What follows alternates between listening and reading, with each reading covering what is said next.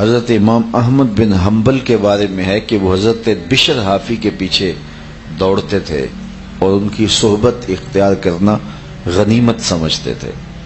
تو کسی نے امام احمد بن حنبل سے کہا کہ تم عجیب شخص ہو، اتنے پڑھے لکھے آدمی ہو اور ایک ناخواندہ شخص کے پیچھے دوڑتے ہو.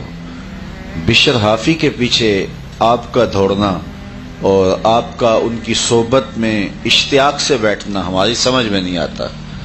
تو حضرت امام احمد بن حنبل نے جو جواب دیا وہ سننے کے قابل ہے.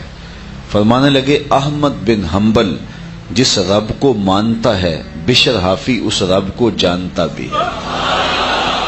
تو حضرت امام شافعی علیہ رحمہ فرماتے ہیں فقیروں کی دو باتوں نے مجھے بڑا نفع دیا ہے. ان میں سے ایک یہ الوقت سیف قاطع کہ وقت کاٹ دینے والی تلوار ہے. یعنی یا تو تم وقت کاٹو گے اپنی مرضی سے، جس طرح تم چاہو گے اس طرح وقت کٹے گا، یا پھر وقت تمہیں کاٹ دے گا. تو دونوں سے ایک چیز ضرور ہے. تو اب ہماری مرضی ہے کہ ہم وقت کو کاٹیں یا وقت ہمیں کاٹے. اس وقت ہم وقت کو کاٹ رہے ہیں، لیکن اگر ہم آوارگی میں ہوتے تو پھر وقت ہمیں کاٹ رہا ہوتا. تو یہ کاٹ دینے والی تلوار ہے. اب کس طرح تم اس وقت کو گزارتے ہو؟ کہا فقیروں کی اس بات نے مجھے بڑا نفع دیا ہے. اور دوسری بات فرماتے ہیں فقیروں کی دوسری بات نے جو مجھے نفع دیا وہ یہ ہے کہ نفس کو حق پر لگا دو، نہیں تو نفس تمہیں باطل پر لگا دے گا. تم اپنے آپ کو کھینچ کے حق کے راستے پہ لے جاؤ، اور اگر تم ایسا نہیں کر پاؤ گے پھر نفس تمہیں برائی کے راستے پہ لے جائے گا. تو کہتے ہیں کہ اس بات نے مجھے اتنا نفع دیا کہ میں نے نفس کو موقع ہی نہیں دیا، اور اپنے آپ کو دینی کاموں میں اتنا مصروف رکھا کہ نفس کو موقع نہیں ملا کہ مجھے دوسرے امور کے اندر جو ہے وہ منہمک کرے. آج آپ یہاں آئے ہیں تو وقت آپ کا کٹ نہیں رہا، آپ وقت کاٹ رہے ہیں، اور آپ نے اپنے آپ کو ایک اچھے کام پہ لگایا ہے. لیکن اگر آپ یہاں نہ آتے اور کسی اور جگہ پہ چلے جاتے تو نفس آپ کو کسی اور جگہ پہ لے جاتا. تو آپ نے اپنے آپ کو یہاں مصروف کیا تو اب نفس آپ کو کسی اور کام پہ نہیں لگا سکا. تو کہتے ہیں ان دو باتوں نے مجھے بڑا نفع دیا کہ نفس کو نیکی کے کاموں میں مصروف کر دو، اپنے آپ کو نیکی کے کاموں میں مصروف کر دو، ورنہ نفس تمہیں برائی کے کاموں میں لگا دے گا. اللہ اکبر. تو وقت کی قدر، وقت کی اہمیت اس بات سے اندازہ کیجئے کہ شریعت بیضاء نے ہمیں وقت کے حوالے سے کس قدر حساسیت کا درس دیا ہے کہ ظہر کی نماز زیادہ اہم ہے یا جمعۃ المبارک کی نماز زیادہ اہم ہے. تو آپ سب کا جواب یہی ہوگا نا کہ جمعۃ المبارک کی نماز زیادہ اہم ہے. لیکن ظہر کی فرض رکھتے کتنی ہیں؟ 4، اور جمعۃ المبارک کی 2. جبکہ جمعۃ المبارک کی بھی 4 ہوتی یا ظہر کی 2 ہوتی. زیادہ اہم تو جمعۃ المبارک ہے، لیکن جمعۃ المبارک میں خطبہ ساتھ شامل ہو گیا تھا، 2 رکعتیں کم کر دی گئی تاکہ لوگوں کا زیادہ وقت نہ لگے. حضرت جابر بن سمورہ رضی اللہ تعالی عنہ فرماتے ہیں کنت اصلی مع النبی صلی اللہ علیہ وسلم فکانت صلاتہ قصدا وخطبتہ قصدا. میں حضور علیہ السلام کے پیچھے نماز پڑھتا تھا تو حضور کا خطبہ بھی زیادہ لمبا نہیں ہوتا تھا اور حضور کی نماز بھی زیادہ لمبی نہیں ہوتی تھی.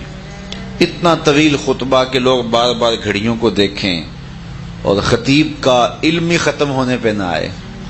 بچپن سے لے کر بڑھاپے تک اس نے جو پڑھا ہے اس کی ذمہ داری ہوتی ہے کہ آج سب لوگوں کو سنا کے جانا ہے، ایک نشست میں سارا دین دینا ہے. یہ تقاضا نہیں ہے حکمت کا، دانائی کا تقاضا نہیں ہے. نماز جمعہ کے اندر 2 رکعتیں کم کر دی گئیں کہ خطبہ ڈالا گیا، اور حضور جب نماز پڑھاتے تو خواتین بھی چونکہ اس زمانے میں مسجدوں میں آتی تو ساتھ بچے بھی آتے تو وہ پیچھے ان کو بٹھا کر کے نماز میں شامل ہو جاتی، تو بعض اوقات بچے رونے لگتے تو ماؤں کا دل بے چین ہوتا، حضور نماز کی قرات مختصر کر دیتے۔ اور ہم اپنے رویے، اپنے انداز دیکھیں، ہمارے جلسے دیکھیں، ہماری تقریبات دیکھیں، ساری رات پہ پھیلی ہوئی محافل نعت دیکھیں، اور ہمارے دیگر انداز دیکھیں کہ ہم نے کس طرح سے جو ہے وہ دین کی حکمت سے ناآشنائی کا مظاہرہ کیا ہے۔ ہم حکمت دین سے ہی آگاہ نہیں ہیں۔ جب اجتماعی معاملہ ہو تو اس وقت کم سے کم لوگوں کا وقت لیا جائے، اور حضور علیہ السلام نماز جتنی اہم عبادت، بہت لمبی نماز نہیں پڑھاتے تھے، لیکن جب تنہا نماز پڑھتے پھر حالت یہ ہوتی کہ رب بھی فرماتا ہے اے چادر اوڑھنے والے ساری رات جاگا نہ کر، کچھ سو بھی لیا کر۔ تو اکیلے پڑھتے ہیں تو حضور نماز طویل ترین پڑھتے ہیں، لیکن جب لوگ شامل ہیں تو ان کا خیال نماز میں بھی رکھا جا رہا ہے۔ خطبہ جو ہے شامل کر دیا گیا تو 2 رکعتیں کم کر دی گئی تاکہ لوگوں کا زیادہ وقت نہ لگے۔ تو یہ شریعت اسلامیہ کا مزاج ہے۔ حضور علیہ السلام نے ارشاد فرمایا کہ کوئی اویس بن عامر کو ملے اور اسے میرا سلام دے اور اسے کہے کہ میری امت کی بخشش کی دعا کرے۔ حضرت اویس کرنی کو ملنے کے لیے حضرت عمر اور حضرت علی رضی اللہ تعالی عنہما گئے اور جا کے ان کو ڈھونڈا، واقع وہ ملے، حضور کا سلام دیا تو اویس کرنی کی آنکھیں آنسوں سے بھر گئیں، پھوٹ پھوٹ کے روئے اور بار بار پوچھتے تھے حضور کے لبوں پہ کیسے آیا تھا اویس کو میرا سلام دینا؟ اللہ اکبر، کیسے حضور نے کہا تھا اویس کو میرا سلام دینا؟ جب یہ تڑپتے امٹتے جذبات دیکھے تو انہوں نے کہا کہ آپ اتنا شوق رکھتے ہیں تو پھر حضور کو ملنے کیوں نہیں آئے؟ تو حضرت اویس کرنی نے بات کے رخ کو موڑا، کہا تم نے میرے حضور کو دیکھا ہے؟ کہا ہاں، ہم شام سویرے تو حضور کی قربت میں رہتے تھے۔ کہا بتاؤ حضور کے ابرو جڑے ہوئے تھے یا کھلے ہوئے تھے؟ تو یہ ایک دم کے لیے خاموش ہوئے تو کہا جس نے نہیں دیکھا اس سے پوچھ لو۔ کوئی قریب دیکھتا آ کے تو جڑے ہوئے کھلے ہوئے نظر آتے، دور سے دیکھتا تو کھلے ہوئے نظر آتے۔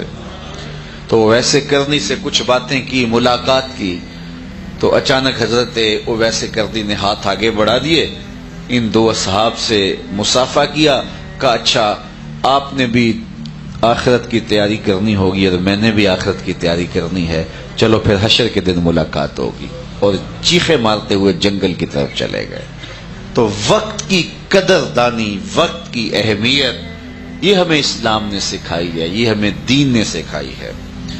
تو بہت تھوڑا وقت ہے یہ زندگی کا جو ہمیں دیا گیا ہے، اس کو اچھے منظم طریقے سے گزار دینا چاہیے اور زندگی کی ایک ایک ساعت کو بامقصد بنانا چاہیے۔ حضرت امام ابو داود کو حضرت امام ابو داود کو 5 لاکھ حضور علیہ السلام کی حدیثیں زبانی یاد تھیں۔ اللہ اکبر۔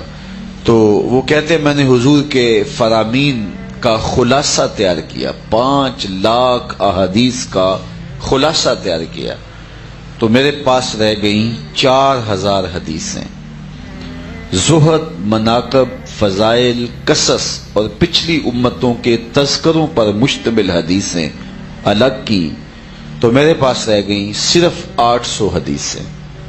ان 800 احادیث رسول کا ایک اور خلاصہ تیار کیا۔